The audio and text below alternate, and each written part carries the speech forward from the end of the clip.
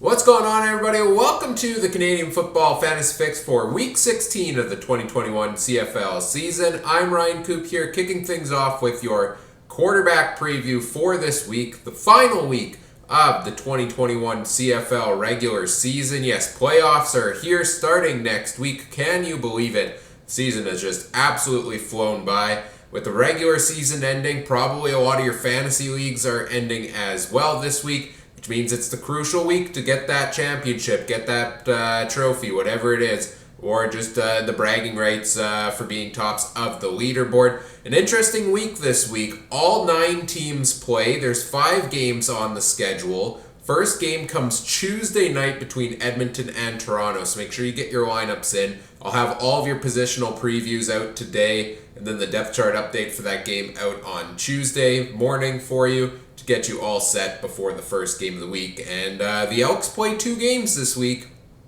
and I believe their points will count double. Everything I've seen so far seems to indicate that. So should be an interesting week to choose from. How did last week go? I hope you crushed it. I hope you ended up at the top of the leaderboard. Myself put up 85.2 points last week. James Butler and Curly Gittens Jr. putting up over 20 points for me. Walter Fletcher had a good day with 18.6. Lucky Whitehead 12.7. And then a couple busts. Sean McGuire just 4.6. Stephen Dunbar Jr. 4. And the Ticats defense 2 was the rest of my lineup for the week. So let's see if one last time for the regular season we can hit the 100-point mark this week. And let's start off by taking a look at your options at quarterback. Now, this is going to be a tough week because all the playoff spots are locked up. The only ones jockeying for position still are Hamilton and Montreal for that second place spot in the East Division. So how does that impact how teams approach this week? We could see some starters rested. We could see across the board, how do you handle Edmonton, given that they have played 2 games this week after just playing this past weekend already. This could be a tough week to pick, but let's go through the options available to you. And at the quarterback position, this week, the focus for me is all on which guys are going to be playing meaningful games and which ones are likely going to get a bulk of playing time. And so let's go top-down price-wise. Jeremiah Masoli is the most expensive quarterback on the slate, and he is one of the few starting quarterbacks who does have a whole ton to play for in this game because they want to get that home field advantage in the playoffs. So I think Masoli is one of the safer picks in terms of guys that are going to play the entire game this week because the matchup matters. He's a yellow light option for me this week because, his price is ridiculously high. $11,907. You need a 30-point week out of him to put up 2.5 points per $1,000 and get on your way to a full value 100-point week. Masoli did have a couple really good games in a row a few weeks ago where he put up 3 games over 24 points, which is not too bad. But the past 2 games have regressed a little bit with 16.1 and 12.7 for him. So has the most probably to play for out of all of these quarterbacks this week for the most part. Is a great quarterback, is a fantastic offense. I like Masoli in that regard, but the price to me might be just a bit too high to realistically hit full value against the Riders defense here for Masoli. Cody Fajardo, I'm saying stay away, red light on him at a similar price of over $11,000. And that's because Fajardo, again, the price is way too high. They have second place in the West Division locked down. I could see them maybe giving him a bit of a rest this game or giving some of the veteran receivers a rest in this game. Last week he put up 22 points against Edmonton. The 5 games before that, his highest total was 16.7. So that's a tough total to hit. I feel more confident if you're going to spend around this price on Masoli hitting his target than Fajardo.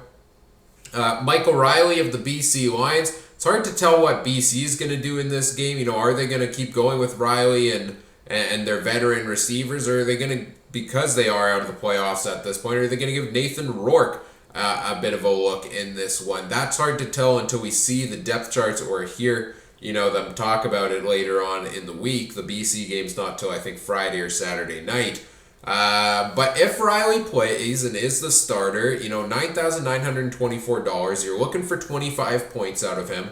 And the thing I like about Riley this week is he's playing Edmonton on their second game of the week and their third game in 6 days. Like, that Elks defense is going to be tired after all of this. And Riley's been gotten back on track in the past 3 games, with all 3 games as of late being over the 20-point mark. So I think there is a good play to be had there. The Elks do have one of the best passing defenses in the CFL. They are one of the better teams against quarterbacks, but 3 games in 6 days, they're going to be exhausted at that point. And I think Riley has the potential to pick that defense apart. Also saying yellow light on Trevor Harris. I assume he'll be starting again this week for Montreal. They're trying to pick up a win this week and get that second place spot in the East Division. $9,863, 24.7 points is what you were looking for from him, and he has the really good matchup with Ottawa this week. They're the worst team in the league against quarterbacks to give up on average over 20 points a game.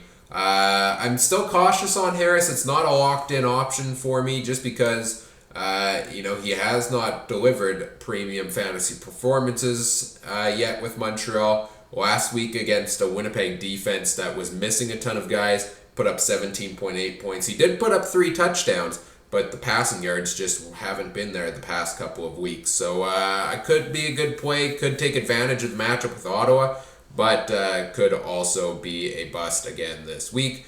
I'm saying stay away from Zach Collaros of the Bombers. 24.4 points is your goal at $9,776. Last week he got the bench for Sean McGuire to get the start. They gave him a rest.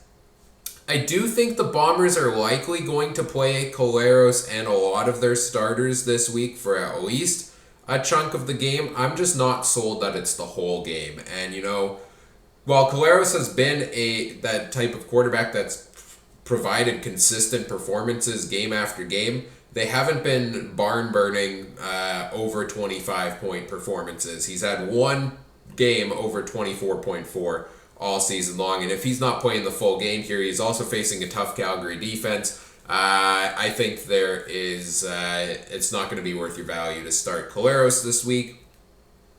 I'm also saying stay away from McLeod Bethel-Thompson. This one's not really based on playing time. I do think he's going to play most of the game. Maybe they give Antonio Pipkin some playtime here, but Bethel-Thompson has just been, he needs to get back on track before the playoffs. In his past 4 games, his highest total's been 12 fantasy points. It hasn't looked great for him ever since, seemingly since he took over the starting role permanently and they shipped out Nick Arbuckle. So Bethel-Thompson's been struggling the last couple of games, faces that Elks defense that they are playing their second game in like 4 days or something like that, but they do have one of the better defenses in the league. So I would stay away from Bethel-Thompson, especially, the Argos have first place in the East locked up. Maybe they rest some guys this week as well. Bo Levi Mitchell, $9,309 price, averaging 11.8 points on the year. Last week actually had his first game, I think, of the year over 20 points. Yes, that looks to be the case for Bo Levi Mitchell. Put up 22.6 against BC last week. Had a really, really good game.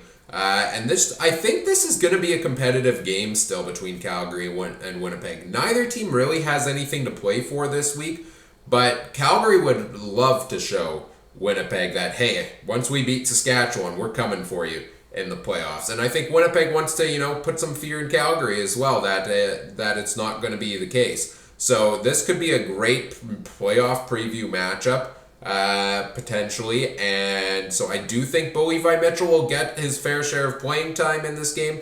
I still don't like the option, given his track record this season. Good game last week for him, but would have needed to see more to lock him in for Week 16, especially if the Bombers are going to be bringing back a lot of the guys they rested for the defensive side of the ball this week.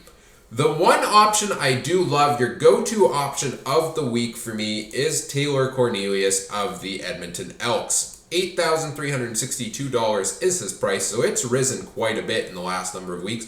And honestly, it's justified. Just look at the averages there. As bad as Edmonton's offense has been this season, in the 6 games he's played, his average is just in line. It's within a point of Jeremiah Masoli, who has the highest average out of any starter in the league. Cornelius has delivered at a cheap price point. He's been one of the best fantasy options week in and week out. In the past 2 games, both against the Riders, who do have a pretty good defense, he's put up over 20 points in those.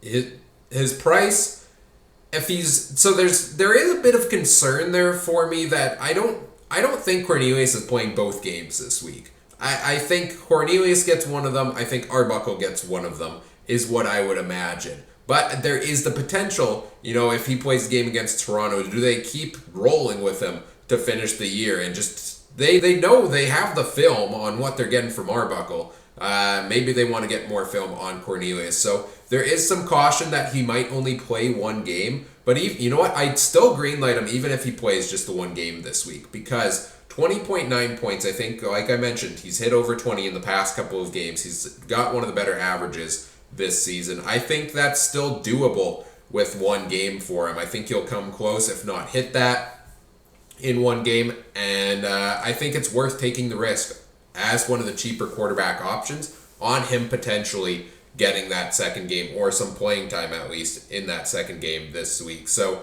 I'm locking in Corn Dog as the potential best option of the week here at quarterback. The other likely starter of the week, Devlin Hodges of Ottawa, got 1 start, put up 6.1 points. He's facing Montreal's defense, who is one of the best in the league, and they have a lot to play for this week. I don't like the option of Hodges there at all, and I think there could be a time split potentially with Caleb Evans. Let's take a look at some of the backup options as well. Matt Schiltz of the Alouettes has missed the past couple of games. Trevor Harris has gotten the start. I would assume that's the case again this week, so I don't love the play of Matt Schiltz there, especially, I'd want to see how the knee injury looks before I consider locking him in the lineup. Dane Evans should be a backup. I assume they're going to roll with Mazzoli again this week with a lot on the line, so not worth the play there.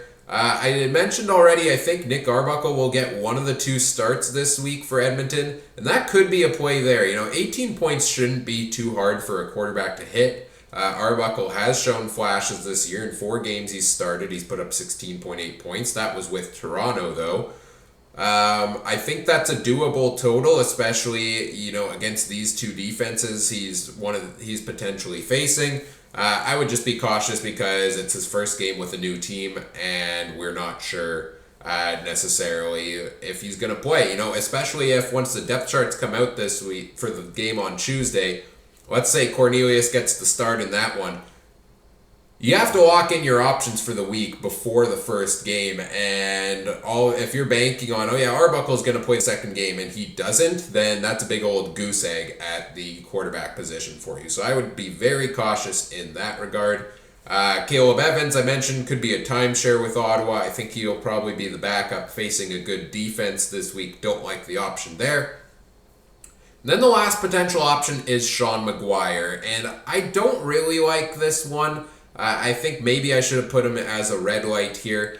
He's the cheapest option, $5,000. You need 12.5 points, and if you were like me last week, which a lot of people were, you bit hard on Sean McGuire as the cheap quarterback play of the week, and it just did not pan out. He put up 4.6 points, threw 4 interceptions in that game, and did not look very good. I would expect if he does start this week, it to be a bit of a bounce back from that, and maybe more towards that 12.5 fantasy points you're looking for from him. But like I said, I don't think you rest Collaros again this week. I think you have to play him. Otherwise, he's not playing for a month. So then you're only getting a half of football out of McGuire. Still the potential to hit his value if he gets a 1-yard rushing touchdown and then plays, say, the second half of this game. But I would be cautious. I don't think it's a lock to put in for the week there. So those are your options at quarterback for week number 16. A lot to choose from this week. But I do think Cornelius is the best option, and you do have some potential plays with guys like Mazzoli, Riley, and Trevor Harris. Stay tuned later today. I'll have all of your other positional previews as well. Next up will be the running backs. Then we'll go into the receivers and the defenses later on in the day. And stay tuned tomorrow. I'll have your depth chart update for Edmonton versus Toronto Tuesday night game. Make sure you get lineups locked in before then, or at least part of your lineups, and start thinking about the other parts as well. Do all the YouTube things, like, comment, subscribe. Let me know what you liked, what you didn't. If you have any fantasy questions, put them in the comments section or tweet them at me at CooperTrooper42 on Twitter. There's a link in the description. And if you want to play CFL Fantasy alongside myself and other viewers, there's also a link in the description to the Canadian Football Fantasy Fix group. You can play alongside myself and other viewers this week and throughout the playoffs as well. As always, thanks for watching. Take care. Have a good one. Bye.